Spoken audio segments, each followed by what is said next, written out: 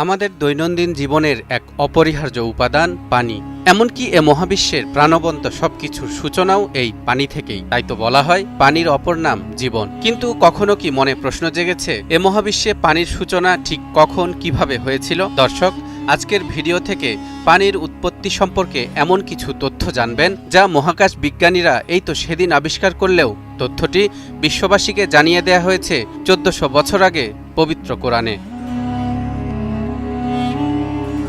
তথ্য প্রযুক্তির এই চরম উৎকর্ষতার যুগে বিজ্ঞানীরা নিত্য নতুন তত্ত্ব আর তথ্য দিয়ে আমাদেরকে রীতিমতো চমকে দিচ্ছেন। দীর্ঘদিন ধরে গবেষণা কর্মের পর একের পর এক থিওরি দিয়ে এই মহাবিশ্ব সম্পর্কিত বিভিন্ন প্রশ্নের উত্তর খুঁজে বের করছেন। তাদের এই গবেষণাগুলোই দীর্ঘদিন ধরে চলে আসা জটিল সব রহস্যের সমাধান করে দিচ্ছে। ঠিক তেমনি এবার তারা গবেষণা করে তথ্য বের করেছেন এ মহাবিশ্বে ঠিক কোন সময় থেকে পানির উৎপত্তি হয়েছিল।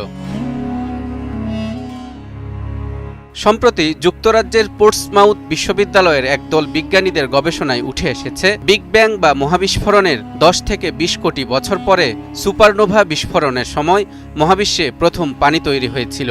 দর্শক, আপনারা অনেকেই জানেন বিগ ব্যাং কি। যারা জানেন না তাদের জন্য বলছি, বিগ ব্যাং হচ্ছে মহাবিশ্ব সৃষ্টির রহস্য উদ্ঘাটনে বিজ্ঞানীদের একটি তত্ত্ব, যেখানে বলা হয়েছে আজ থেকে প্রায় 1380 কোটি বছর আগে একটি অত্যন্ত ক্ষুদ্র, প্রচণ্ড উত্তপ্ত ও ঘন বিন্দু থেকে মহাবিস্ফোরণের মাধ্যমে মহাবিশ্বের উৎপত্তি হয়েছে। তারপর মহাবিশ্ব অবিশ্বাস্য দ্রুতবেগে প্রসারিত হয়েছে এবং ক্রমেই ঠান্ডা হতে হতে বিভিন্ন কণার মধ্যে পারস্পরিক মিথস্ক্রিয়ার ফলে ধীরে ধীরে তৈরি হয়েছে বিভিন্ন পদার্থ। ক্রমে উপগ্রহ, গ্রহ, নক্ষত্র, গ্যালাক্সি সবকিছু তৈরি হয়েছে। দর্শক, বিজ্ঞানীদের দেয়া তথ্য অনুসারে একটু আগেই আমরা জেনে এসেছি প্রথমে বিগ ব্যাং বা মহাবিস্ফোরণের ঘটনা ঘটেছে, এরপর পানির উৎপত্তি হয়েছে। কিন্তু অবাক করার মতো বিষয় হলো মহাগ্রন্থ আল কোরআনে মহান আল্লাহ তাআলা ঠিক এই তথ্যটি জানিয়ে দিয়েছেন আজ থেকে প্রায় 1500 বছর আগে। আল্লাহ বলেন, আওয়ালাম ইয়ারাল্লাযীনা কাফারু আন্নাস সামাওয়াতি ওয়াল আরদু কানাতা রাতকান ফাফাতাকনাহুমা وجعلنا من الماء كل شيء حي أفلا يؤمنون। কাফেররা কি ভেবে দেখে না যে আকাশমণ্ডলী ও পৃথিবীর মুখ বন্ধ ছিল, অতঃপর আমি উভয়কে খুলে দিলাম এবং প্রাণবন্ত সবকিছু আমি পানি থেকে সৃষ্টি করলাম। এরপরও কি তারা বিশ্বাস স্থাপন করবে না? দর্শক, এখানে ধারাবাহিকতা খেয়াল করুন।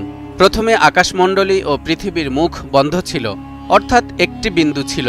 এরপর সেটিকে খুলে দিয়েছেন, অর্থাৎ বিস্ফোরণ ঘটিয়েছেন। তারপর প্রাণবন্ত সবকিছুকে পানি দিয়ে সৃষ্টি করেছেন, অর্থাৎ তারপর পানির উৎপত্তি হয়েছে। কোরআনের এই আয়াত আর বিজ্ঞানীদের গবেষণা প্রমাণ করেছে আমাদের ধারণার চেয়ে কোটি কোটি বছর আগে পানি তৈরি হয়েছিল মহাবিশ্বে, অর্থাৎ মহাবিশ্ব সৃষ্টির প্রথম দিকেই পানির উৎপত্তি হয়েছে। এর পেছনের কারণও খুঁজে পেয়েছেন বিজ্ঞানীরা। গবেষণাগারে কম্পিউটার সিমুলেশন ব্যবহার করে বিজ্ঞানীরা দেখেছেন মহাবিশ্বের প্রথম নক্ষত্র ধ্বংসের পর যে সুপারনোভা বিস্ফোরণ হয়েছিল তার পরপরই পানি তৈরি হয়েছে। সেই বিস্ফোরণের ফলে উৎপন্ন অক্সিজেন ঠান্ডা হয়ে আশপাশের হাইড্রোজেনের সঙ্গে মিশে যাওয়ার ফলে পানি তৈরি হয়েছে।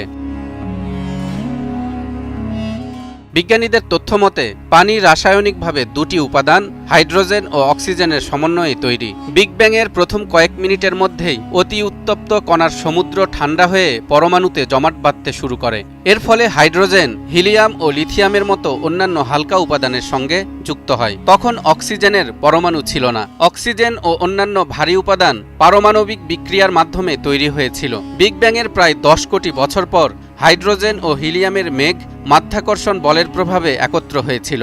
ঘনত্ব বাড়ার সঙ্গে সঙ্গে কেন্দ্রে চাপ অনেক বেড়ে গেলে নিউক্লিয়ার ফিউশন বিক্রিয়ার সূত্রপাত হয়। তখন গ্যাসীয় মেঘ নক্ষত্রে রূপান্তরিত হয় এবং মহাবিশ্বে প্রথম আলো তৈরি করে। এসব নক্ষত্র তাদের হাইড্রোজেন জ্বালানির সরবরাহের মধ্য দিয়ে পুড়ে যায় এবং বিশাল সুপারনোভা বিস্ফোরণে ভেঙে যায়।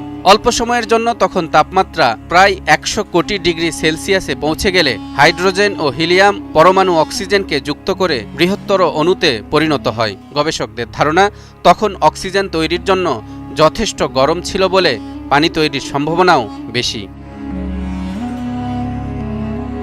মূলত পানি সৃষ্টি হওয়া একটি দীর্ঘ বৈজ্ঞানিক প্রক্রিয়া, যার শুরুটা হয়েছিল সুপারনোভা নামের নক্ষত্র বিস্ফোরণের মধ্য দিয়ে এবং শেষটা হয়েছিল তাপমাত্রা 100 কোটি ডিগ্রি সেলসিয়াসে পৌঁছে হাইড্রোজেন ও অক্সিজেনকে যুক্ত করার মধ্য দিয়ে। দর্শক, এবার আপনিই বলুন, এমন মহাজাগতিক বিষয়গুলো কোনো মহাপরাক্রমশালী স্রষ্টার নির্দেশ ছাড়া ঘটা কি সম্ভব? তালহা ইবনে রেজা, নিউজ 24।